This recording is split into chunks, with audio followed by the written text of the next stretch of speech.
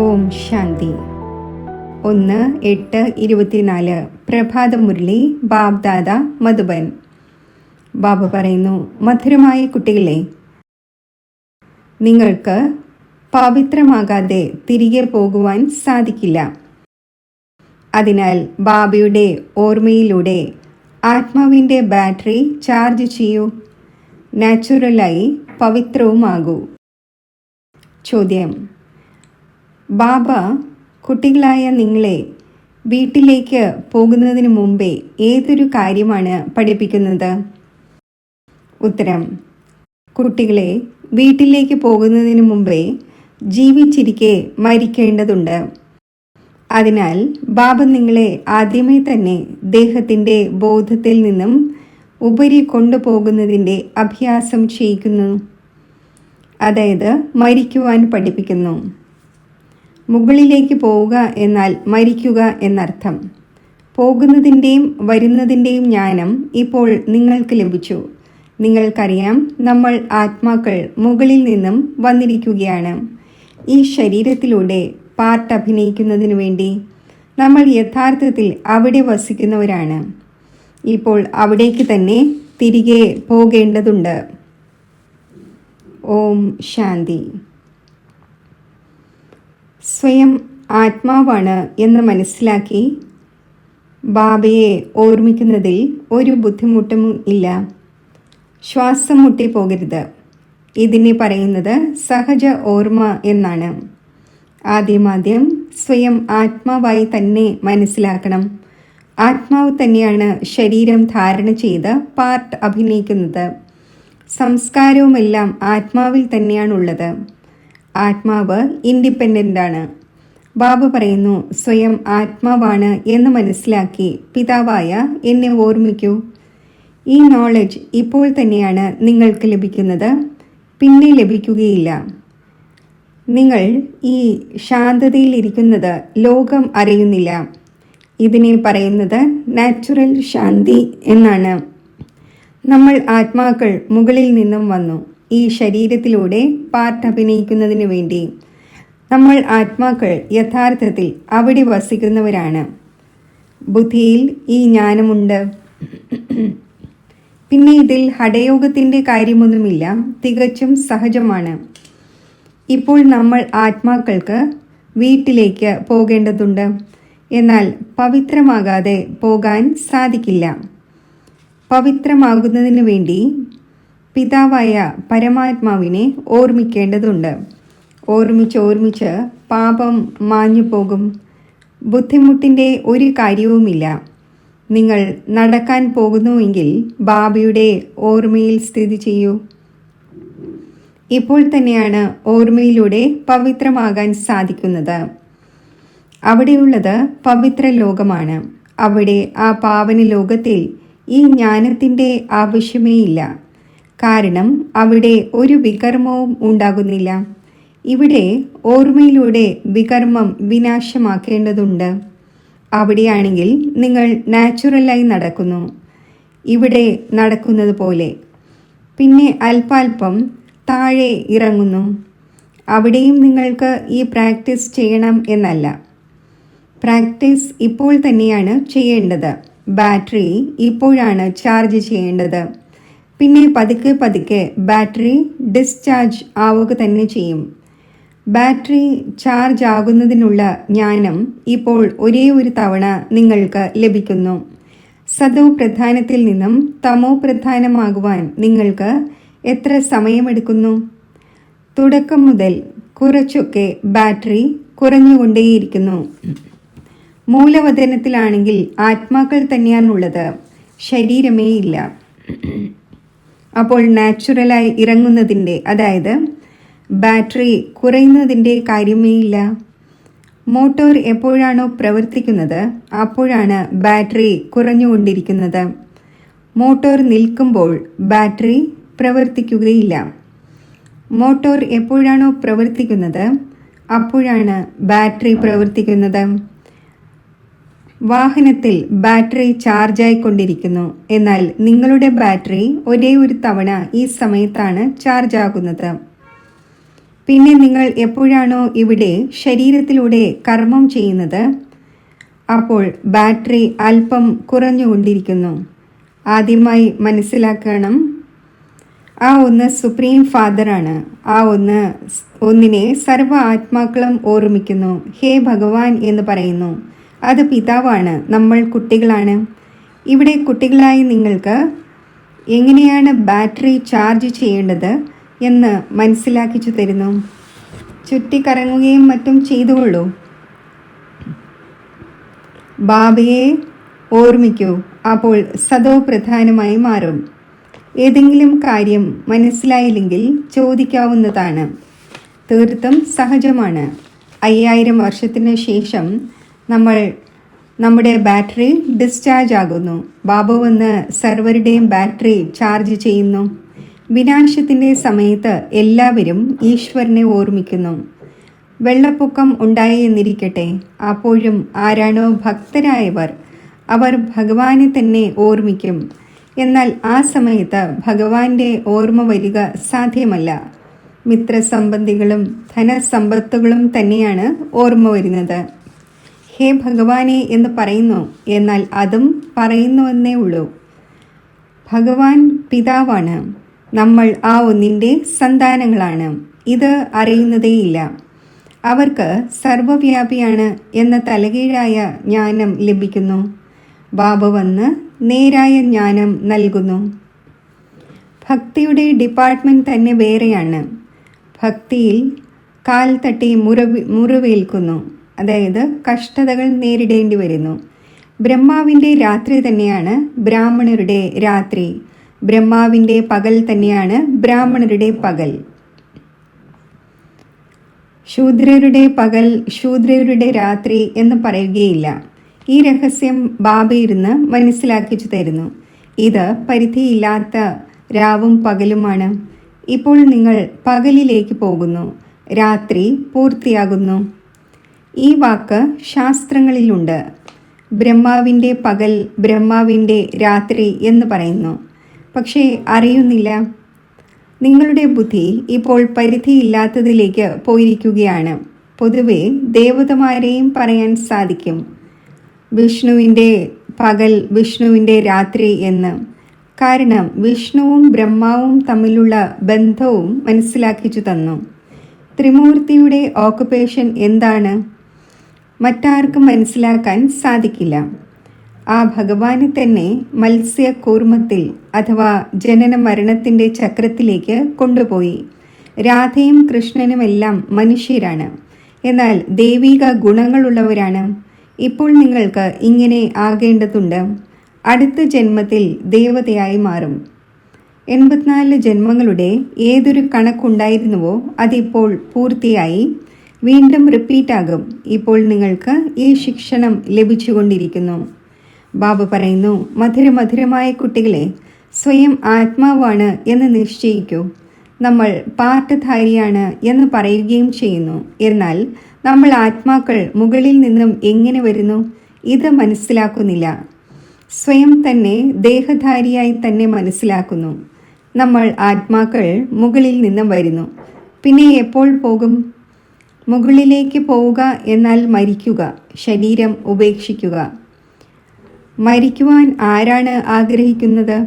ഇവിടെയാണെങ്കിൽ ബാബ പറഞ്ഞിട്ടുണ്ട്, നിങ്ങൾ ഈ ശരീരത്തെ മറന്നുകൊണ്ടേ പോകൂ. ജീവിച്ചിരിക്കെ മരിക്കുവാൻ നിങ്ങളെ പഠിപ്പിക്കുന്നു. അത് മറ്റാർക്കും പഠിപ്പിക്കാൻ സാധിക്കില്ല. നിങ്ങൾ വന്നിരിക്കുന്നത് തന്നെ തൻ്റെ വീട്ടിലേക്ക് പോകുന്നതിന് വേണ്ടിയാണ്. വീട്ടിലേക്ക് എങ്ങനെയാണ് പോകേണ്ടത്? ഈ ജ്ഞാനം ഇപ്പോൾ തന്നെയാണ് ലഭിക്കുന്നത്. ഇപ്പോൾ മൃത്യുലോകത്തിലെ നിങ്ങളുടെ അന്തിമ ജന്മമാണിത്. അമരലോകം എന്ന് സത്യയുഗത്തെയാണ് പറയുന്നത്. ഇപ്പോൾ കുട്ടികളായി നിങ്ങളുടെ ബുദ്ധിയിലുണ്ട്, നമ്മൾ വേഗം വേഗം പോകട്ടെ. ആദ്യം വീടാകുന്ന മുക്തിധാമത്തിലേക്ക് പോകേണ്ടി വരും. ഈ ശരീരമാകുന്ന വസ്ത്രം ഇവിടെ തന്നെ ഉപേക്ഷിക്കേണ്ടതുണ്ട്. പിന്നെ ആത്മാവ് വീട്ടിലേക്ക് പോകും.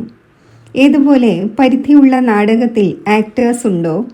നാടകം പൂർത്തിയാകുമ്പോൾ വസ്ത്രം അവിടെ തന്നെ ഉപേക്ഷിച്ച് വീട്ടിൽ ധരിക്കുന്ന വസ്ത്രമണിഞ്ഞ് വീട്ടിലേക്ക് പോകുന്നു. നിങ്ങൾക്കും ഇപ്പോൾ ഈ വസ്ത്രം ഉപേക്ഷിച്ച് പോകേണ്ടതുണ്ട്. സത്യയുഗത്തിൽ കുറച്ച് ദേവതമാരാണുള്ളത്. ഇവിടെയാണെങ്കിൽ എത്ര എണ്ണമറ്റ മനുഷ്യരുണ്ട്. അവിടെ ഉണ്ടായിരിക്കുന്നത് തന്നെ ഒരു ആദി സനാതന ദേവീ ദേവതാധർമ്മമാണ്. ഇപ്പോഴാണെങ്കിൽ സ്വയം ഹിന്ദു എന്ന് പറയുന്നു. തൻ്റെ ശ്രേഷ്ഠ ധർമ്മവും കർമ്മവും മറന്നുപോയി അപ്പോഴാണ് ദുഃഖിതരാകുന്നത്. സത്യയുഗത്തിൽ നിങ്ങളുടേത് ശ്രേഷ്ഠ കർമ്മവും ധർമ്മവുമായിരുന്നു. ഇപ്പോൾ കലിയുഗത്തിൽ ധർമ്മഭ്രഷ്ടരാണ്. നമ്മൾ എങ്ങനെ വീണു എന്നത് ബുദ്ധിയിൽ വരുന്നുണ്ടോ? ഇപ്പോൾ നിങ്ങൾ പരിധിയില്ലാത്ത ബാബയുടെ പരിചയം നൽകുന്നു. പരിധിയില്ലാത്ത ബാബ തന്നെയാണ് വന്ന് പുതിയ ലോകമായ സ്വർഗം രചിക്കുന്നത്. പറയുന്നു, മന്മനാഭവ. ഇത് ഗീതയിലെ തന്നെ വാക്കാണ്. സഹജ രാജയോഗത്തിൻ്റെ ജ്ഞാനത്തിന് ഗീത എന്ന പേര് വയ്ക്കപ്പെട്ടിരിക്കുന്നു. ഇത് നിങ്ങളുടെ പാഠശാലയാണ്. കുട്ടികൾ വന്ന് പഠിക്കുന്നു. അപ്പോൾ പറയും, നമ്മുടെ ബാബയുടെ പാഠശാലയാണ്. ഒരു കുട്ടിയുടെ പിതാവ് പ്രിൻസിപ്പൽ ആണെങ്കിൽ അത് പറയും, ഞാൻ എൻ്റെ അച്ഛൻ്റെ കോളേജിലാണ് പഠിക്കുന്നത്. കുട്ടിയുടെ മാതാവും പ്രിൻസിപ്പലാണെങ്കിൽ പറയും, എൻ്റെ മാതാപിതാക്കൾ രണ്ടുപേരും പ്രിൻസിപ്പലാണ്, രണ്ടുപേരും പഠിപ്പിക്കുന്നു. നമ്മുടേത് മമ്മയുടെയും ബാബയുടെയും കോളേജാണ്. നിങ്ങൾ പറയും, നമ്മുടെ മമ്മയുടെയും ബാബയുടെയും പാഠശാലയാണ്, രണ്ടുപേരും പഠിപ്പിക്കുന്നു. രണ്ടുപേരും ഈ ആത്മീയ കോളേജ് അഥവാ യൂണിവേഴ്സിറ്റി തുറന്നു. രണ്ടുപേരും ഒരുമിച്ച് പഠിപ്പിക്കുന്നു. ബാബ കുട്ടികളെ അഡോപ്റ്റ് ചെയ്തു. ഇത് വളരെ ഗുഹ്യമായ ജ്ഞാനത്തിൻ്റെ കാര്യങ്ങളാണ്. ബാബ പുതിയ കാര്യമൊന്നും മനസ്സിലാക്കിക്കുന്നില്ല. കഴിഞ്ഞ കൽപ്പത്തിലും ഈ അറിവ് നൽകിയിരുന്നു. പിന്നെ ഇത്രയും നോളജ് ഉണ്ട്, അത് ദിനം പ്രതിദിനം ഗുഹ്യമായി കൊണ്ടിരിക്കുന്നു. നോക്കൂ, ഇപ്പോൾ നിങ്ങൾക്ക് ആത്മാവിൻ്റെ എത്ര അറിവ് ലഭിക്കുന്നു. ഇത്രയും ചെറിയ ആത്മാവിൽ 84 ജന്മങ്ങളുടെ പാർട്ട് അടങ്ങിയിട്ടുണ്ട്. അതൊരിക്കലും വിനാശമാകുന്നില്ല. ആത്മാവ് അവിനാശിയാണ്. അപ്പോൾ അതിലെ പാർട്ടും അവിനാശിയാണ്. ആത്മാവാണ് കാതുകളിലൂടെ കേൾക്കുന്നത്. ശരീരമുള്ളപ്പോൾ പാർട്ടുണ്ട്. ശരീരത്തിൽ നിന്നും ആത്മാവ് വേറിടുമ്പോൾ മറുപടി ലഭിക്കുന്നില്ല.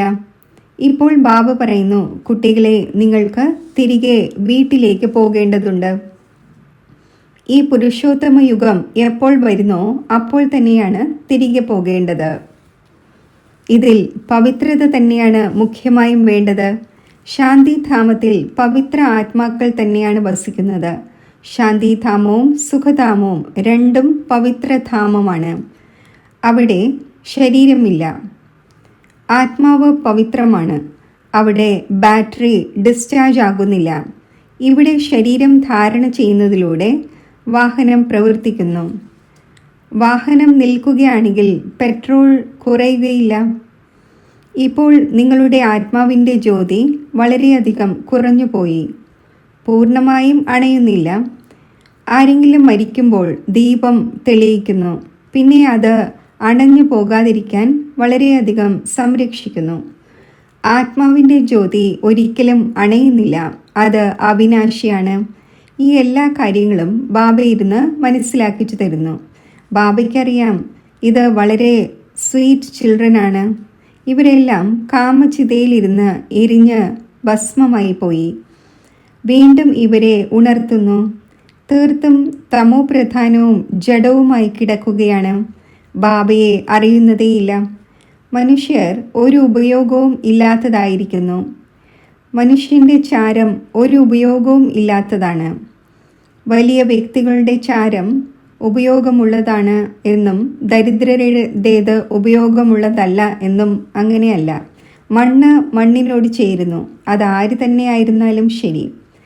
ചിലർ കത്തിക്കുന്നു, ചിലർ കബറിൽ അടക്കുന്നു, പാഴ്സികൾ കിണറ്റിൽ വയ്ക്കുന്നു, പിന്നെ പക്ഷികൾ മാംസം ഭക്ഷിക്കുന്നു, പിന്നെ എല്ലുകൾ പോയി താഴെ പതിക്കുന്നു. അത് പിന്നെയും ഉപയോഗത്തിൽ വരുന്നു. ലോകത്തിലാണെങ്കിൽ അനേകം മനുഷ്യർ മരിക്കുന്നു. ഇപ്പോൾ നിങ്ങൾക്ക് സ്വയമേ ശരീരം ഉപേക്ഷിക്കേണ്ടതുണ്ട്.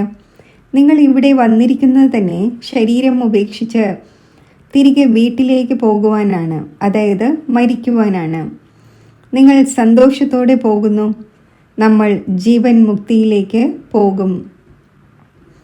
ആര് ഏതൊരു പാർട്ട് അഭിനയിച്ചോ അവസാനം വരെയും അത് തന്നെ അഭിനയിക്കും. ബാബ പുരുഷാർത്ഥം ചെയ്യിച്ചുകൊണ്ടിരിക്കും, സാക്ഷിയായി നോക്കിക്കൊണ്ടിരിക്കും. ഇത് വിവേകത്തിൻ്റെ കാര്യമാണ്. ഇതിൽ ഭയപ്പെടേണ്ട ഒരു കാര്യവുമില്ല. നമ്മൾ സ്വർഗത്തിൽ പോകുന്നതിനു വേണ്ടി സ്വയമേ പുരുഷാർത്ഥം ചെയ്ത് ശരീരം ഉപേക്ഷിക്കുന്നു. ബാബയെ തന്നെ ഓർമ്മിച്ചുകൊണ്ടേയിരിക്കണം. അപ്പോൾ അന്തമതി സോ ഗതി ഉണ്ടാകും. ഇതിൽ പ്രയത്നമുണ്ട്. ഓരോ പഠനത്തിലും പ്രയത്നമുണ്ട്. ഭഗവാന് വന്ന് പഠിപ്പിക്കേണ്ടി വരുന്നു. തീർച്ചയായും വലിയ പഠനമായിരിക്കും. ഇതിൽ ദൈവിക ഗുണവും ആവശ്യമാണ്. ഈ ലക്ഷ്മി നാരായണൻ ആകേണ്ടതുണ്ടല്ലോ. ഇത് സത്യയുഗത്തിലായിരുന്നു. ഇപ്പോൾ വീണ്ടും നിങ്ങൾ സത്യയുഗീ ദേവതയാകുവാൻ വന്നിരിക്കുന്നു. എയിം ഓബ്ജക്റ്റ് എത്ര സഹജമാണ്. ത്രിമൂർത്തിയിൽ ക്ലിയറാണ്. ഈ ബ്രഹ്മ, വിഷ്ണു, ശങ്കർ തുടങ്ങിയവരുടെ ചിത്രം ഇല്ലായിരുന്നുവെങ്കിൽ നമുക്ക് എങ്ങനെയാണ് മനസ്സിലാക്കിക്കാൻ സാധിക്കുന്നത്? ബ്രഹ്മാവ് തന്നെയാണ് വിഷ്ണു, വിഷ്ണു തന്നെയാണ് ബ്രഹ്മാവ്. ബ്രഹ്മാവിന് 8 കൈകളും 100 കൈകളും കാണിക്കുന്നു. കാരണം ബ്രഹ്മാവിന് എത്ര അനേകം കുട്ടികളുണ്ട്. അവർ പിന്നെ ആ ചിത്രം ഉണ്ടാക്കിയിരിക്കുകയാണ്. അല്ലാതെ ഇത്രയും കൈകളുള്ള മനുഷ്യരൊന്നുമില്ല. രാവണൻ്റെ 10 തലയ്ക്കും ഒരർത്ഥമുണ്ട്. ഇങ്ങനെയുള്ള മനുഷ്യനൊന്നുമില്ല. ഇത് ബാബ തന്നെയാണ് ഇരുന്ന് മനസ്സിലാക്കിക്കുന്നത്. മനുഷ്യർ ഒന്നും അറിയുന്നില്ല. ഇതും കളിയാണ്. ഇത് എപ്പോൾ മുതൽ ആരംഭിച്ചു എന്ന് ആർക്കും അറിയില്ല. പരമ്പരയായി എന്ന് പറയുന്നു. അതും എപ്പോൾ മുതൽ? മധുരമധുരമായ കുട്ടികളെ ബാബ പഠിപ്പിക്കുന്നു. ആവുന്ന ടീച്ചറുമാണ്, ഗുരുവുമാണ്. അപ്പോൾ കുട്ടികൾക്ക് എത്ര സന്തോഷമുണ്ടായിരിക്കേണ്ടതാണ്. ഈ മ്യൂസിയവും മറ്റും ആരുടെ ഡയറക്ഷനിലൂടെയാണ് തുറക്കുന്നത്? ഇവിടെയുള്ളത് മാതാവും പിതാവും കുട്ടികളുമാണ്. അനേകം കുട്ടികളുണ്ട്. ഡയറക്ഷൻ അനുസരിച്ച് തുറന്നുകൊണ്ടേയിരിക്കുന്നു. ലോകർ പറയുന്നു, നിങ്ങൾ ഭഗവാൻ ഉവാച എന്ന് പറയുന്നു. അപ്പോൾ രഥത്തിലൂടെ നമുക്ക് ഭഗവാന്റെ സാക്ഷാത്കാരം കാണിച്ചു തരൂ. നിങ്ങൾ ആത്മാവിൻ്റെ സാക്ഷാത്കാരം കണ്ടിട്ടുണ്ടോ? ഇത്രയും ചെറിയൊരു ബിന്ദുവിൻ്റെ എന്ത് സാക്ഷാത്കാരം കാണാൻ സാധിക്കും? ആവശ്യമേ ഇല്ല. ആത്മാവിനെ അറിയുകയാണ് വേണ്ടത്. ആത്മാവ് ഭൃഗുടിയുടെ മധ്യത്തിൽ വസിക്കുന്നു. അതിൻ്റെ ആധാരത്തിൽ തന്നെയാണ് ഇത്രയും വലിയ ശരീരം പ്രവർത്തിക്കുന്നത്. ഇപ്പോൾ നിങ്ങളുടെ അടുക്കൽ ലൈറ്റുമില്ല, രത്നം പതിപ്പിച്ച കിരീടവുമില്ല. 2 കിരീടവും നേടുന്നതിനായി വീണ്ടും നിങ്ങൾ പുരുഷാർത്ഥം ചെയ്തുകൊണ്ടിരിക്കുന്നു. കൽപ്പകൽപ്പങ്ങളിൽ നിങ്ങൾ ബാബയിൽ നിന്നും സമ്പത്ത് നേടുന്നു. ബാബ ചോദിക്കുന്നു, മുൻപ് എപ്പോഴെങ്കിലും കണ്ടുമുട്ടിയിട്ടുണ്ടോ? അപ്പോൾ പറയുന്നു, അതേ ബാബ, കൽപ്പകൽപ്പങ്ങളിൽ കണ്ടുമുട്ടിക്കൊണ്ടേയിരുന്നു. എന്തിനു വേണ്ടി? ഈ ലക്ഷ്മി നാരായണൻ ആകുന്നതിന് വേണ്ടി. എല്ലാവരും ഈ ഒരേ ഒരു കാര്യമാണ് പറയുന്നത്. ബാബ പറയുന്നു, നല്ലത്, ശുഭമാണ് പറയുന്നത്. ഇപ്പോൾ പുരുഷാർത്ഥം ചെയ്യൂ. എല്ലാവരും നരനിൽ നിന്നും നാരായണൻ ആവുകയില്ല. പ്രജകളും വേണമല്ലോ. സത്യനാരായണൻ്റെ കഥയുമുണ്ട്. ലോകർ കഥ കേൾപ്പിക്കുന്നു, പക്ഷേ ബുദ്ധിയിൽ ഒന്നും വരുന്നില്ല. കുട്ടികളായ നിങ്ങൾ മനസ്സിലാക്കുന്നുണ്ട്, അത് ശാന്തിധാമമാണ്, നിരാകാരി ലോകമാണ്. പിന്നെ അവിടെ നിന്നും സുഖധാമത്തിലേക്ക് പോകും. സുഖധാമത്തിലേക്ക് കൊണ്ടുപോകുന്നവൻ ഒരേ ഒരു ബാബയാണ്. നിങ്ങൾ ആർക്ക് തന്നെ മനസ്സിലാക്കിച്ചു കൊടുത്താലും പറയൂ, ഇപ്പോൾ തിരികെ വീട്ടിലേക്ക് പോകും. ആത്മാവിനെ തൻ്റെ വീട്ടിലേക്ക് അശരീരിയായ ബാബ തന്നെയാണ് കൊണ്ടുപോകുന്നത്. ഇപ്പോൾ ബാബ വന്നിരിക്കുകയാണ്. ആ ഒന്നിനെ അറിയുന്നില്ല. ബാബ പറയുന്നു, ഞാൻ ഏത് ശരീരത്തിൽ വന്നിരിക്കുന്നോ ആ ഒന്നിനെയും അറിയുന്നില്ല. രഥവും ഉണ്ടല്ലോ. ഓരോ രഥത്തിലും ആത്മാവ് പ്രവേശിക്കുന്നു. എല്ലാവരുടെയും ആത്മാവ് ഭൃഗുടിയുടെ മധ്യത്തിൽ വസിക്കുന്നു. ബാബ വന്ന് ഭൃഗുടിയുടെ മധ്യത്തിലിരിക്കും. വളരെ സഹജമായി മനസ്സിലാക്കിച്ചു തരുന്നു. പതീത പാവനൻ ഒരേ ഒരു ബാബയാണ്. ബാബയുടെ എല്ലാ കുട്ടികളും ഒരുപോലെയാണ്. അതിൽ ഓരോരുത്തർക്കും അവരവരുടേതായ പാർട്ടുണ്ട്. ഇതിൽ ആർക്കും ഇൻ്റർഫിയർ ചെയ്യാൻ സാധിക്കില്ല. ശരി, മധുരമായ വളരെ കാലം വേർപിരിഞ്ഞ ശേഷം തിരിച്ചു കിട്ടിയ കുട്ടികൾക്ക് മാതാവും പിതാവുമായ ബാബ് ദാദയുടെ സ്നേഹസ്മരണകൾ. Good morning.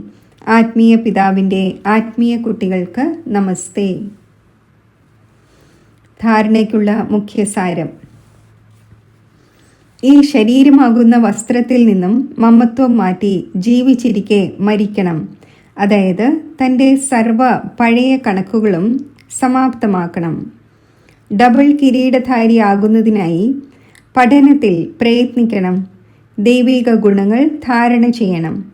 ലക്ഷ്യത്തിനും ശുഭവാക്കുകൾക്കും അനുസൃതമായി പുരുഷാർത്ഥം ചെയ്യണം. വരദാനം: അമംഗളത്തിൻ്റെ സങ്കല്പത്തെ സമാപ്തമാക്കി അപകാരികളുടെ മേലും ഉപകാരം ചെയ്യുന്ന ജ്ഞാനി ആത്മാവായി ഭവിക്കട്ടെ. ആരെങ്കിലും ദിവസവും താങ്കളുടെ അപകീർത്തി ചെയ്താലും അമംഗളം ചെയ്താലും അധിക്ഷേപിച്ചാലും അവരെ പ്രതി മനസ്സിൽ വെറുപ്പിൻ്റെ ഭാവം വരരുത്. അപകാരിയുടെ മേലും ഉപകാരം ചെയ്യുക എന്നതാണ് ജ്ഞാനി ആത്മാവിൻ്റെ കർത്തവ്യം. ഇതുപോലെ കുട്ടികളായ നിങ്ങൾ 63 ജന്മം ബാബയെ അധിക്ഷേപിച്ചു. എന്നിട്ടും ബാബ മംഗളകാരി ദൃഷ്ടിയോടെ നോക്കി. അപ്പോൾ ഫോളോ ഫാദർ. ജ്ഞാനി ആത്മാവ് എന്നതിൻ്റെ അർത്ഥം തന്നെ സർവരെയും പ്രതി മംഗളത്തിൻ്റെ ഭാവന ഉണ്ടായിരിക്കുക എന്നതാണ്. അമംഗളത്തിൻ്റെ സങ്കല്പം പോലും ഉണ്ടാകരുത്. സ്ലോഗൻ: മന്മനാഭവയുടെ സ്ഥിതിയിൽ സ്ഥിതി ചെയ്യൂ. അപ്പോൾ മറ്റുള്ളവരുടെ മനസ്സിലെ ഭാവങ്ങളെ അറിയുവാൻ കഴിയും. ഓം ശാന്തി.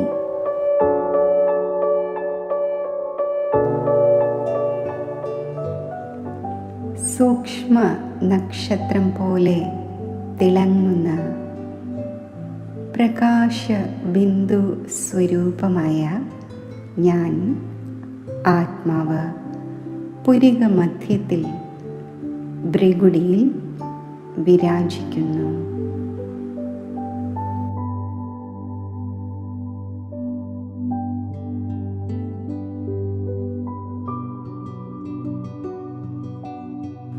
എന്നിൽ നിന്നും നാനാഭാഗത്തേക്കും വർണ്ണാഭമായ പ്രകാശം വ്യാപിച്ചുകൊണ്ടേയിരിക്കുന്നു.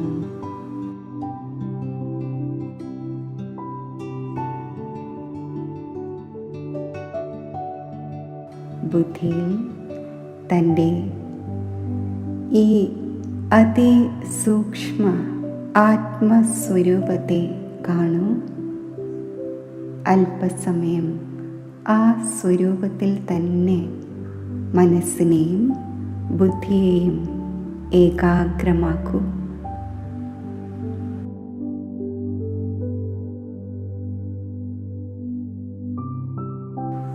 പിന്നെ മനസ്സിൽ ഈ സങ്കല്പം രചിക്കൂ.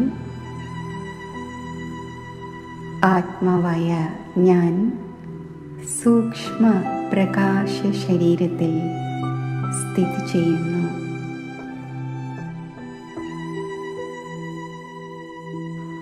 ഈ സ്വരൂപത്തെ കാണുകയും മനസ്സിനെയും ബുദ്ധിയെയും ഈ സ്വരൂപത്തിൽ സ്ഥിരമാക്കുകയും ചെയ്യൂ.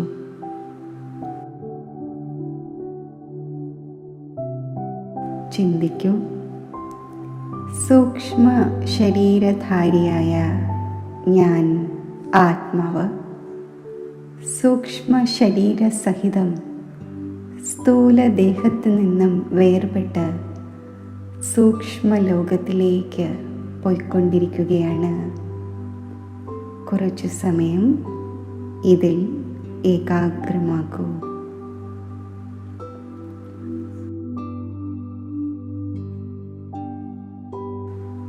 വീണ്ടും സങ്കല്പം രചിക്കൂ.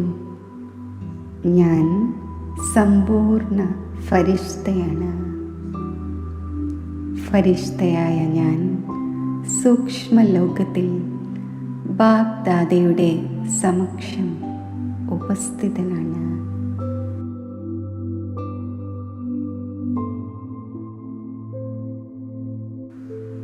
ഇപ്രകാരം സൂക്ഷ്മലോകത്തിൽ സൂക്ഷ്മ ശരീരധാരിയായി അവ്യക്ത ബാബ്ദാദയുടെ മുന്നിലിരിക്കുന്നതായി സ്പഷ്ടമായി കാണുകയും അനുഭവിക്കുകയും ചെയ്യൂ.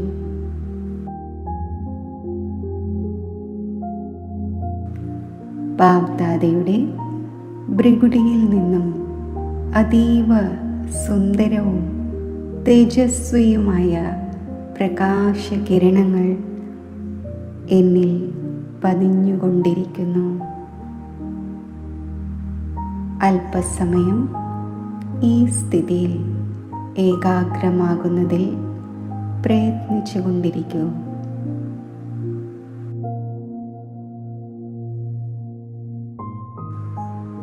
വീണ്ടും സങ്കൽപ്പിക്കൂ, ആത്മാവായ ഞാൻ എൻ്റെ സൂക്ഷ്മ ശരീരത്തെ സൂക്ഷ്മലോകത്ത് സ്ഥിതി ചെയ്യിച്ചുകൊണ്ട് പരമധാമത്തിലേക്ക് ഒരു പ്രകാശബിന്ദുവായി സഞ്ചരിക്കുന്നു.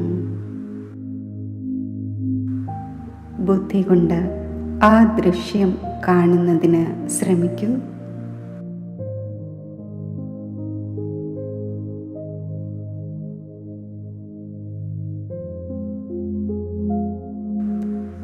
സർവത്ര സ്വർണ്ണ ചുവപ്പ് ദിവ്യപ്രകാശം നിറഞ്ഞ ഈ പരമധാമത്തിൽ ജ്ഞാനസൂര്യനായ ശിവബാബയുടെ സമീപം സ്ഥിതി ചെയ്യുന്നതായി വിഭാവന ചെയ്യൂ.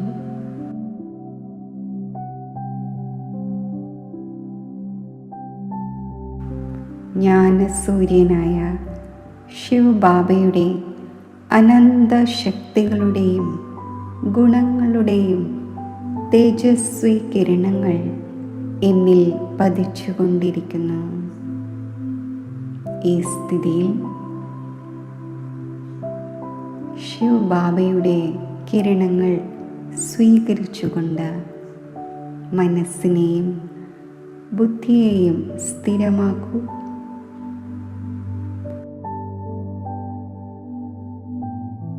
വീണ്ടും മുന്നിൽ ഈ ദൃശ്യം കൊണ്ടുവരൂ. ജ്ഞാനസൂര്യനായ ശിവബാബയുടെ അരികിൽ നിന്നും ഞാൻ താഴേക്ക് വരികയാണ്.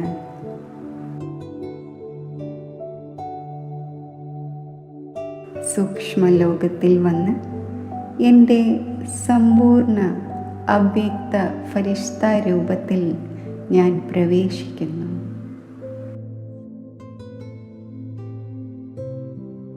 പിന്നെ സൂക്ഷ്മ ശരീരസഹിതം താഴേക്ക് സ്ഥൂല ദേഹത്തിലേക്ക് പ്രവേശിക്കുന്നു.